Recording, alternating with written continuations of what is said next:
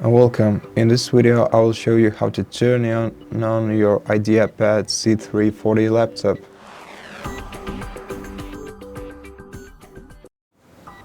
So to switch on your device you have to lift it up, or rather I have to show you how to do that, and you have to press this power button on the right side of your laptop just once, like this, and then just put it down and wait for it to turn on.